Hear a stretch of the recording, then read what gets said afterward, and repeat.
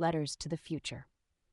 The old attic of Millbrook High School had been untouched for decades, gathering dust and forgotten memories.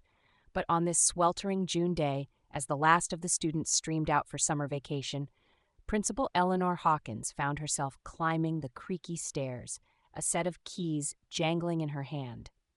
The school board's decision had been unanimous. The 100-year-old building would be demolished over the summer, making way for a modern facility. Eleanor's task was to salvage any historical artifacts before the wrecking balls arrived. As she pushed open the attic door, the musty scent of age assaulted her nostrils. Shafts of sunlight cut through the gloom, illuminating dancing dust motes and piles of discarded furniture. But it was the large wooden crate in the corner that caught Eleanor's eye. Approaching it, she noticed a faded label, Time Capsule, to be opened June 15, 2073. Today's date was June 15, 2023, exactly 50 years too early. Eleanor's heart raced as she pried open the lid. Inside, she found hundreds of letters, their envelopes yellowed with age but still sealed. Each bore the same instruction, to be delivered in 2073. "Oh dear," Eleanor murmured, realizing the magnitude of the mistake. These letters, written by students in 1973, were meant to be read by their future selves or descendants. Opening them now could change the course of countless lives. But with the school's imminent demolition, she had no choice. These letters needed to be delivered, even if it was half a century too soon. Over the next week, Eleanor painstakingly sorted through the letters, tracking down as many of the original writers as she could. Some still lived in Millbrook, others had moved across the country. Many, sadly, had passed away, their letters to be given to their children or grandchildren. As word spread about the discovered time capsule, excitement rippled through the town. Local news stations picked up the story, and soon Millbrook was abuzz with anticipation. On a warm Saturday morning, the school gymnasium filled with people of all ages. Eleanor stood at the podium, the wooden crate beside her, and began the ceremony. 50 years ago, the class of 1973 wrote letters to their future selves, she announced. Today, due to unforeseen circumstances, those letters will be delivered. Some of you will be reading your own words from the past. Others will be receiving messages from loved ones who are no longer with us. Whatever these letters contain, they are a bridge between past and present, a reminder of how far we've come and how much has changed. One by one, names were called. People stepped forward, tears in their eyes as they received these messages from the past. Frank Delacour, now a retired postal worker, chuckled as he read his 18-year-old self's grand plans to become a rock star. "Well, Frank," he muttered, "you may not have toured the world, but you did play guitar at the local pub every Saturday for 30 years. Not too shabby." Maria Vasquez, a successful restaurateur, gasped as she unfolded her letter.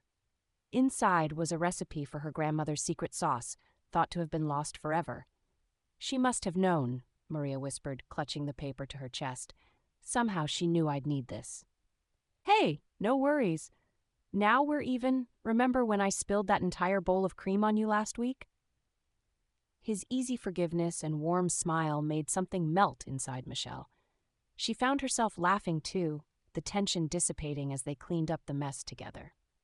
As the course neared its end, Michelle realized with a start that she'd missed these evenings more than she'd expected. Not just the cooking, though she had to admit she'd come to enjoy even that, but the time spent with Max. They would never have met if not for the class, and she wasn't sure if their easy friendship would translate to the real world. The final class was a challenge. Each student had to prepare a classic French dish of their choice to present to the group. Michelle opted for coq au vin, while Max decided to tackle a notoriously difficult chocolate soufflé. As they cooked, the kitchen was filled with a nervous energy.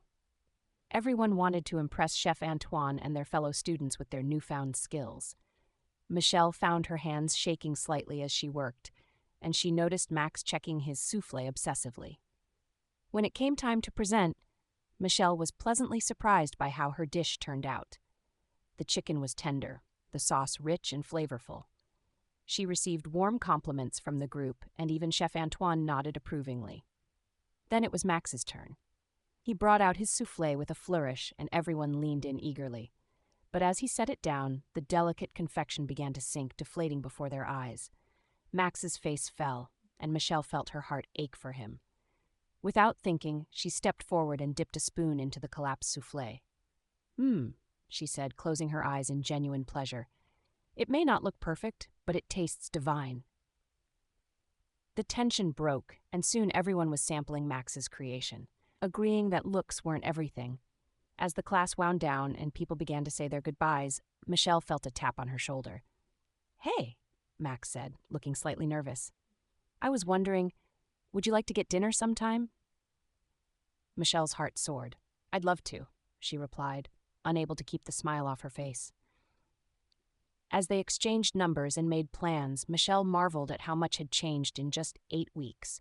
She'd come to learn how to cook, but she'd gained so much more. Confidence, new friends, and maybe, just maybe, the beginning of something wonderful with Max. Later that night, as Michelle fell asleep, she found herself dreaming not of perfectly executed French dishes, but of shared laughter over kitchen mishaps, deep conversations over coffee, and the warm light in Max's eyes when he looked at her. Sometimes, the best recipes in life are the ones we create ourselves, with a pinch of courage, a dash of serendipity, and a generous helping of openness to new experiences. In the morning, she woke to a text from Max. "Dinner this weekend? I promise not to cook." Michelle laughed, her heart light.